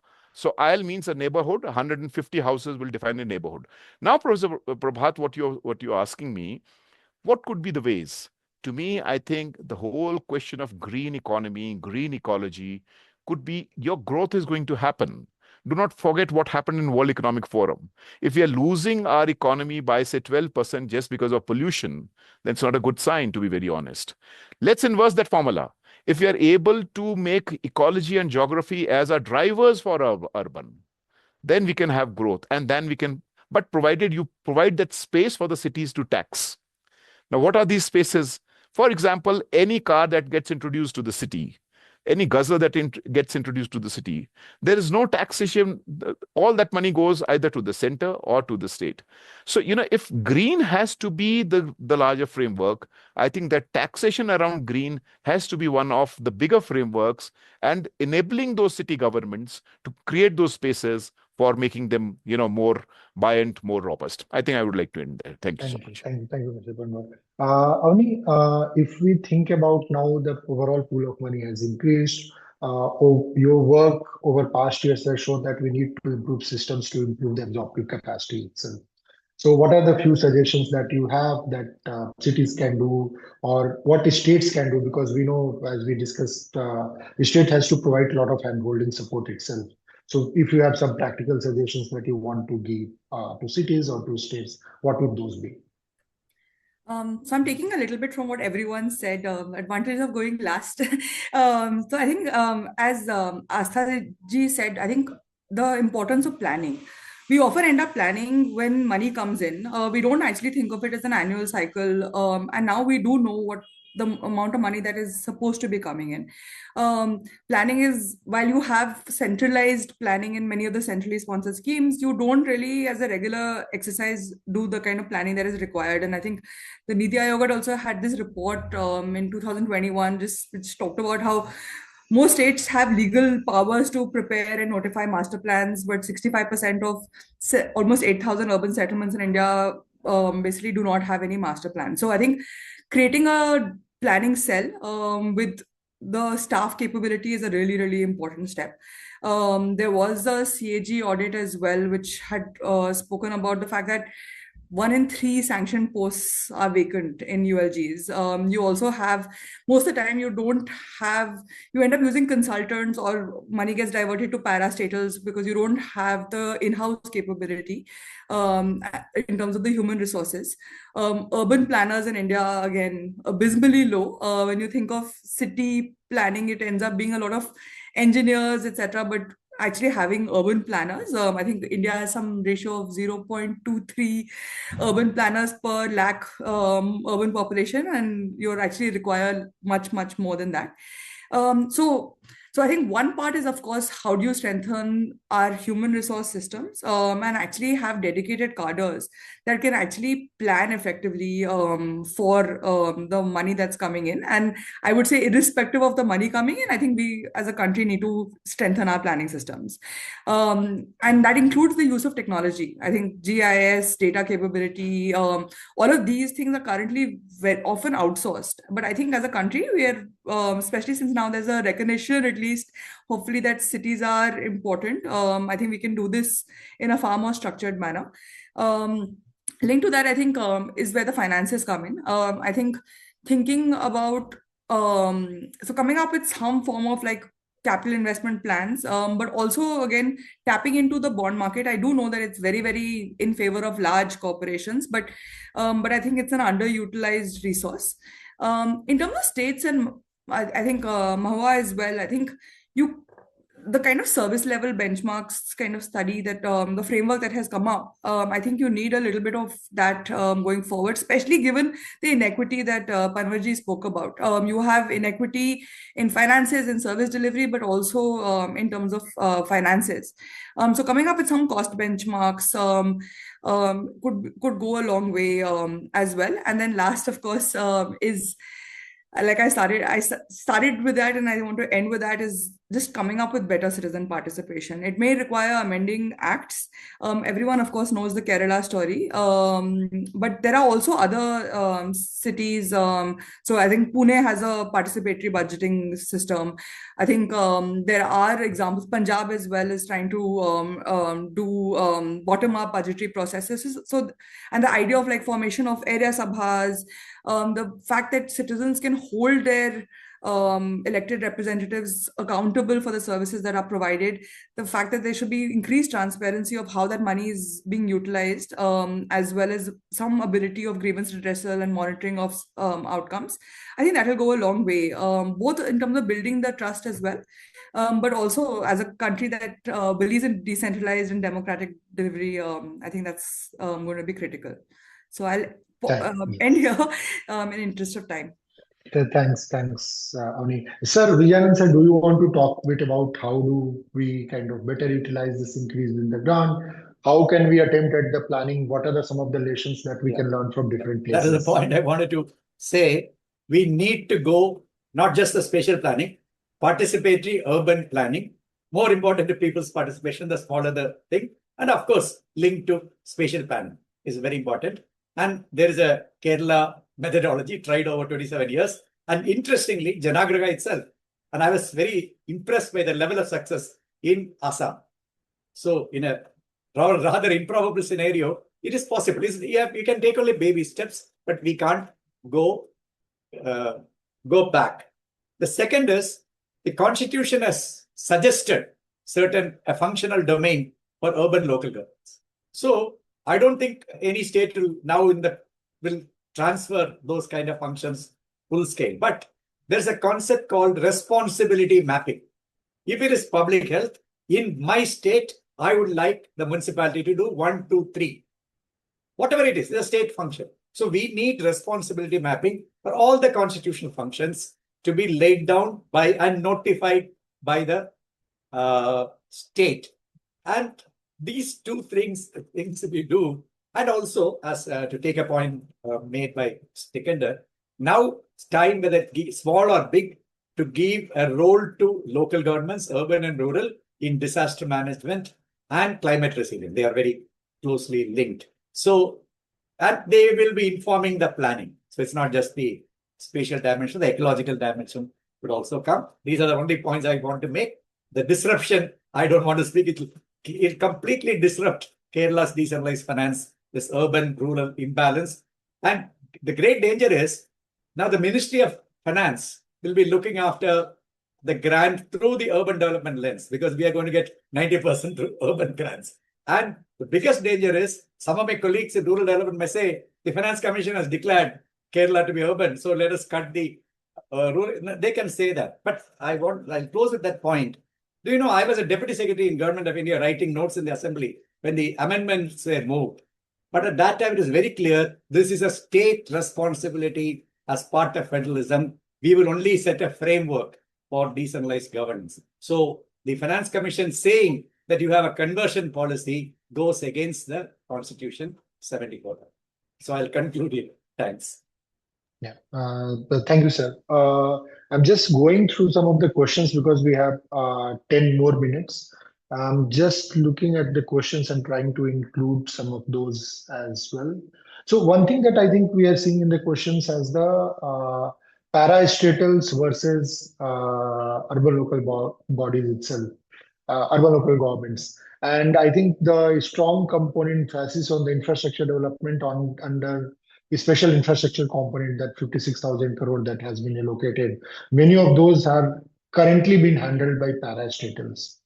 So, Dr. Kareer, two things that I want to ask is one thing, how can we look at the frame where even if the parastatals is developing the infrastructure, how local governments are more involved and what can be the kind of dynamics between parastatals and the local government? And the second question, I think, and a lot of comments are also coming on the citizen participation itself. What's your suggestions on the citizen participation? How can SFCs or even states can push it? So any logical or any first steps that can be taken in that regard? Okay, the first issue on parastatals, there is no way that local governance and parastatals can coexist. They should not coexist. I mean, I think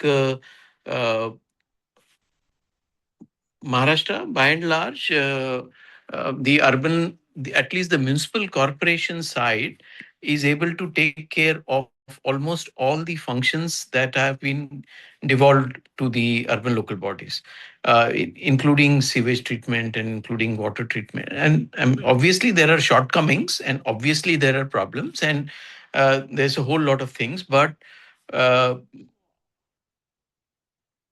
it is not correct to say that those problems will all go away the moment the state government starts implementing the schemes. In my view and in my experience, those problems will only get compounded if the state government or the parastatals come in, because the system of checks and balances that can exist at the urban local government level is quite phenomenal. And I mean, so I think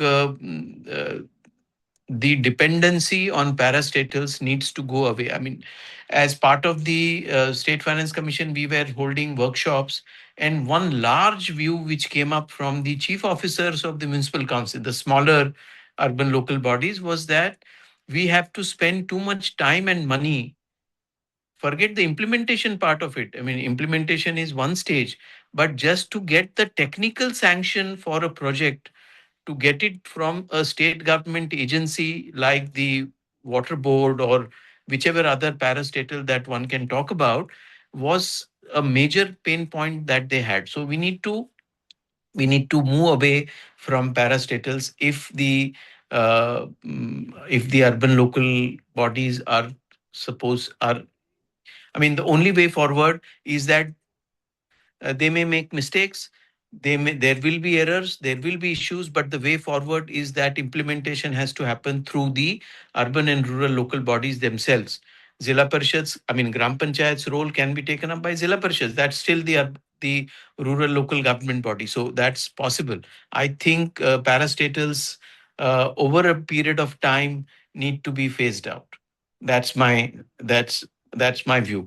The second bit is on the participation. So very quickly, I know we are running short on time. So very quickly, I feel that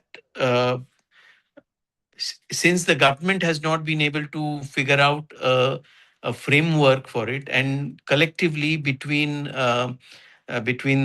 Kerala, Janaagraha experiments in Bangalore, the work done by Pune Municipal Corporation, and some other experiences across some reports which have been compiled by World Bank and others for participation, and not only about participatory budgeting, but participation generally in all the activities of the municipal bodies. Till such time as we cannot have directly elected mayors, who are directly responsible to the people of the town, the participation gets much more importance here, and therefore I think this is the right time for like-minded people to come together and evolve some sort of a platform by which this participation can be actually implemented in cities. And it's not mandatory, but if something is available, if a step-by-step guide is available, if the way forward is made available, then let's say 10% cities will start implementing it. Some municipal commissioners, some elected presidents somewhere, some chief officers somewhere, somebody somewhere will pick up the idea, and then it will start getting implemented. It will reach a critical point after which it may just start. So establishing the framework, how to do it type of a manual, I think is important. And taking care that, manuals have this issue of one size fits all. We need to be wary of that. So having voiced that danger, I think, but it's important to have some sort of a framework to start moving ahead. Thank you. Thank you, Dr. Kavi. I think last question goes to Dr. Agarwal. Dr. Agarwal, what do you think? I think if these grants needs to translate it for better citizen outcomes, better quality of life, what kind of support do you need from union government, from state government, or even from the kind of the organization like us or ecosystem, so that cities are able to deliver the money results into the kind of spending and also better quality of life? So what are the support, what city can do and what are the support needed, if you can talk about that? Dr. Agarwal, you have to unmute yourself. Yeah. The most important part, what I feel, is the civic sense that is missing in the people. And we have to work on that so that we can enhance the participation of the general citizens to improve the quality as well as the life of the people in that particular area. See, if we're talking about the grants, the tied and the untied grants, it should be used only for the betterment of the quality of the life of the citizens first. The most important focus should be on the basic needs of the citizens of that particular area, whether it is a 24/7 supply of the water or the proper sanitation, I suppose. And the participation of the states as well as the central is very important. The bonding, it's very important. That will play a very crucial role if we talk about the development and the improving the life quality of the people. And we have to involve some of the intellectual class of the city in some of the particular projects or the defining the projects so that we can better enhance that system. Yeah, thank you, Dr. Agarwal. So I think we are towards end of the session itself, and thank you so much. I think still we have 700, more than 700 people is still with us, and it shows the interest that people have, and even the cities, the interest that they have in overall finance commission, as well as over improving the kind of the outcomes itself. But if I may butt in, yes, sir. Just one last point. Urban poverty can be dealt with only by an urban local government. And in India, though we are hiding a lot of things, there is very significant urban poverty lying masked. And it's very dangerous. Urban poverty can be very dangerous. Sorry for butting in.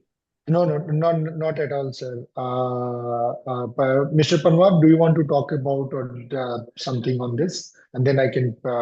No, thank you so much. I think it was lovely talking here.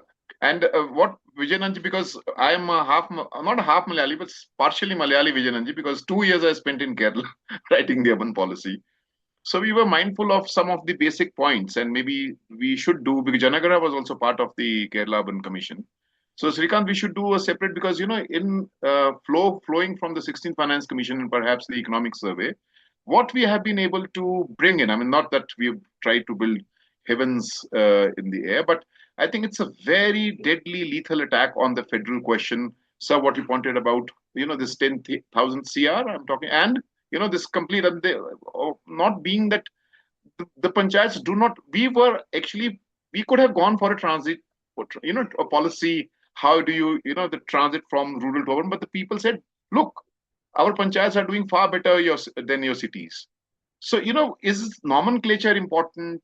Is planning important? What is it that is the crux of this whole? So I think crux, what Vijayananji said, of course, it's livability, it's sustainability, it's whole question of how we deliver the services in the best mode. I think that is how I look at things. Therefore, Vijayananji, we didn't enter into that domain. Otherwise, we would have easily gone for a policy. We did not even, because people said, please, heaven's sake, let us go the way we are trying to. And of course, they are wrong. Thank you so much. It was lovely. Thank you. Thank you. And please Thank you, Mr. pardon me, Shrikant, for, I didn't want to disrepute my reputation of being critical, and then you had. So pardon me if I've gone beyond what I was supposed to say. Yeah. No, I think it was a really pleasant discussion, and also thinking about what are the different ways in which you need to think about the overall fiscal framework itself.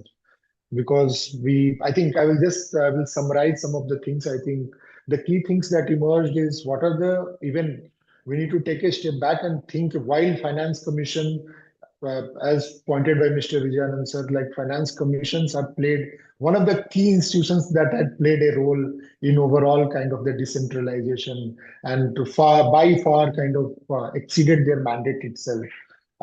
Having said that, we need to think about the overall fiscal framework itself, because as Mr. Kareer said, they have kind of, while 16 Finance Commission has incentivized own source revenue, Maharashtra has taken a kind of included in formula distance from the own source revenue itself as a kind of deficiency factor. So we are in a very diverse country, and the kind of the needs are very different, and even the contexts are very different. How do we think about different contexts for even decentralization or devolution will differ across different states, first point. The second point, I think urbanization premium and even the rural-urban transition policy, how this implemented on ground, and so that it serves the purpose rather than the kind of kind of disturb the cause itself. That's the second point. The third point that I am taking is, I think, a strong sense of how do we plan for better and the planning is not just the infrastructure itself, but also about the social, economic, and even the poverty So more comprehensive planning, not just the infrastructure, but overall infrastructure services, and also about the quality of life and other aspects as well. The fourth thing that we are heard a lot is how do we kind of improve the citizen participation itself. And and this kind of creates its own virtuous cycle itself, so that the money itself is better utilized for the needs of the citizens rather than going after some big infrastructure projects. That's the fourth. That's one thing that we are hearing. Also, what I think, and the different, and I think that was raised by Dr. Agrawal itself, at the smaller towns, even the own source revenue, how do we push and how do we convince citizens to pay? And maybe it's something on the more transparent local government, more government that's more engaging with the citizen itself might kind of lead to that lack of distrust as well, and citizens start thinking to pay. So transparency as a mean for even kind of convincing people, like, look, this is what we got, this is what we are doing. If you want to do more, maybe we need to pay more taxes. So something around that as well that might be considered. Overall, I think these are the top big takeaways. I think money has increased, at least in few states a lot. In other states,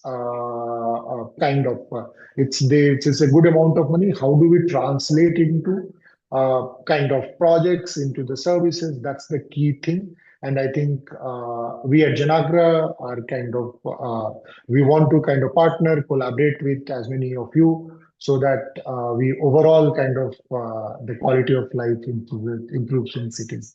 Thank you so much. Thank you so much, Vijayanand sir, Dr. Agrawal, Ms. Kapoor, Mr. Panwar for joining, and very insightful and very thought-provoking discussions. And thank you all the people who have joined and is still with us. Thank you so much. Bye.